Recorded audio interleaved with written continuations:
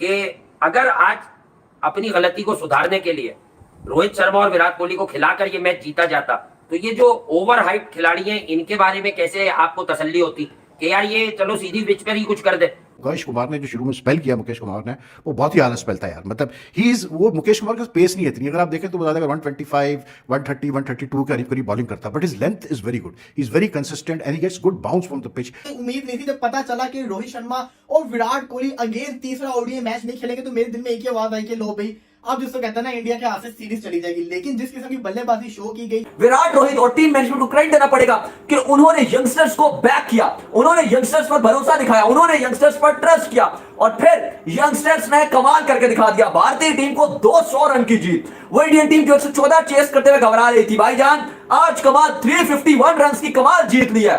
जनाब आखिरकार इंडिया के बैटर्स ने बदला ले लिया है और वेस्ट इंडीज को यह बता दिया कि आप एक बार तुक्के से जीत तो सकते हैं, लेकिन बार बार आप जो है शेर के मुंह से शिकार नहीं छीन सकते।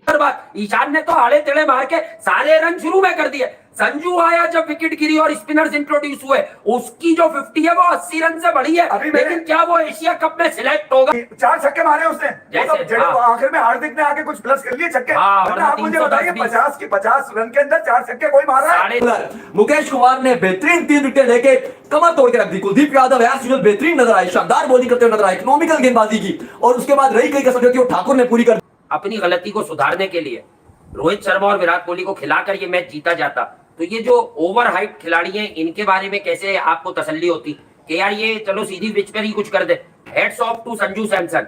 अब आप कहेंगे कि एक आदमी को पकड़ लिया जाए, तो यार संजू सैमसन के बारे में अच्छी बात करना वाजिब है। इसलिए वाजिब है कि संजू सैमसन साहब जो है वो इस वाली टीम का भी रेगुलर पार्ट नहीं होते। ईशान किशन मोर आपको बैशर लगता है, स्लॉगर। दूसरे एंड पे शुभमन गिल ने भी तो कॉम्पैक्ट बारियां खेली, जो अंडर 19 में वो शाहीन को शॉर्ट आर्म जैब्स मारता था, वो मारे ना आज उसने। भाई ये तवंगरगिरी नहीं बता रहा, अरे इनको कम से कम ऐसा ही खेलना है। ये भारतीय खिलाड़ी हैं, इन पर पता नहीं करोड़ों अरबों की इन्वेस्टमेंट है, करोड़ों रुपए लेके ये आईपीएल खेलते हैं और ये बेचारे, ये कौन है ये स्पिनर, ये कौन है मोती, गुदाकेश मोती? मतलब आप बात तो समझे कि आपका एक्सपीरियंस और इनका एक्सपीरियंस जमीन और आसमान का फर्क है। हार्दिक पांड्या साहब ने पहले 20-25 गेंदे सर्वाइवल गेम खेला, उसके बाद उन्होंने जो पिटाई की, यकीनन हार्दिक पांड्या से आप उसके तजुर्बे से यही एक्सपेक्ट और एसोसिएट करते हैं। इन बच्चों ने ये तो दिखाया कि यार हमें कहीं ना कहीं गैरत आती है। हार्दिक पांड्या ने इन लड़कों को यूनाइट करके 3.5 देखिए 181 पे फेल होने वाली टीम ने 350 तो किया ना। आप 500 तो नहीं कर सकते थे ये गरीब।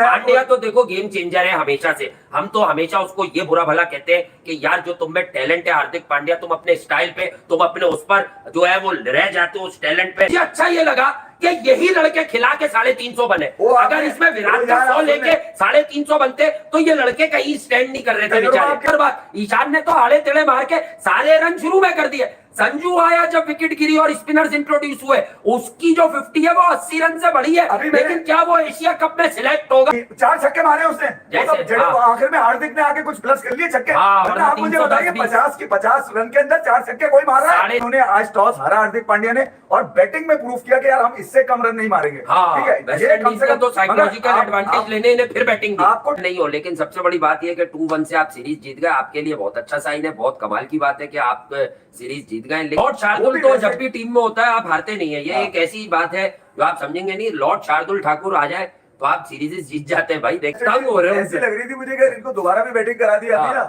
फिर इतने ही रन बनाते। याद रखिए वर्ल्ड क्रिकेट में अब हम लोग हर वक्त 140-45 का बॉलर ढूंढते हैं। मुकेश मुझे स्मार्ट बॉलर लगता है, जब ये चाहता है तो ये तेज करता है। देखा जाए तो इंडिया के बॉलर्स ने कम से कम वो वाला मंजन नहीं किया कि हम भी 250-300 रन बनवा देंगे। इन्होंने जल्दी निपटाने की कोशिश की। without two of the senior players, without the regular captain, India really capped off a very good match। मतलब बहुत जोरदार किस्म का मतलब जो है आज उन्होंने फतह हासिल की। जो अप्रोच थी गिल की, who made 85, then Ishan Kishan 71। Ishan Kishan was lucky a few times but he played the way he plays। उसकी थर्ड हाफ सेंचुरी थी।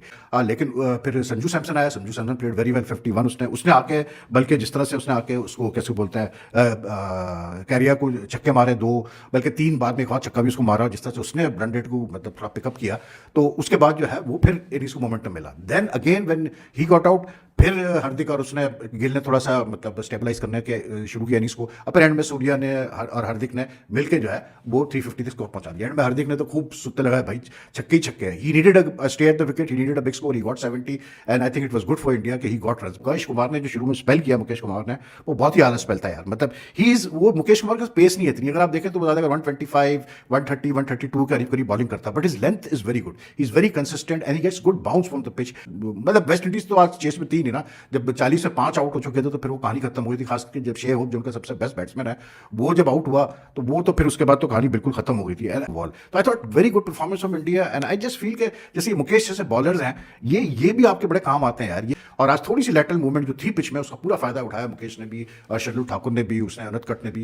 एक ब्रिलियंट किस्म का एंड किया, एक अच्छा टोटल इंडिया ने बोर्ड के ऊपर लगा दिया। उम्मीद नहीं थी, यकीन माने कि उम्मीद नहीं थी। जब पता चला कि रोहित शर्मा और विराट कोहली अगेन तीसरा ओडीआई मैच नहीं खेलेंगे तो मेरे दिल में एक ही आवाज आई कि लो भाई अब जिसको कहते हैं ना इंडिया के हाथ से सीरीज चली जाएगी। लेकिन जिस किस्म की बल्लेबाजी शो की गई, जो इंडिया के लिए अच्छी चीज है वो ये है कि फाइनली शुभमन गिल को थोड़ी उनकी फॉर्म वापस मिल गई। आज उन्होंने अच्छे खासे रन बनाए, सेंचुरी मिस कर गया, हालांकि सेंचुरी करनी चाहिए थी क्योंकि तो अच्छी खासी बल्लेबाजी शुभमन गिल ने की है कि बहुत ज्यादा इंप्रेस किया शुभमन गिल ने आज बल्लेबाजी करके। और किसी के साथ साथ संजू सैमसन जिसको लगातार दूसरा मौका मिला और उसने साबित किया कि वो अच्छा प्लेयर है, उसने 50 रन मारे अच्छे रन से, उसके मजा आया देखने का। संजू सैमसन की जो सपोर्ट उनको फैन करते हैं उन्होंने अपनी सपोर्ट को जाया नहीं होने दिया। हर प्लेयर, सूर्य कुमार यादव ने भी 35 रन बना दिए, हार्दिक पांड्या का भी बल्ला चल गया, आज उन्होंने भी रन किए। एंड के ऊपर आके हार्दिक पांड्या ने रन किए ना, 33 रन जिसने किए वो हार्दिक पांड्या ही था। अच्छे खासे बोर्ड के ऊपर रन लगाए। तो मतलब कि इंडिया की पूरी बल्लेबाजी अगर देखा जाए तो सबकी फॉर्म एक तरह से वापस आ गई हुई है। जनाब आखिरकार इंडिया के बैटर्स ने बदला ले लिया है और वेस्ट इंडीज को यह बता दिया कि आप एक बार तुक्के से जीत तो सकते हैं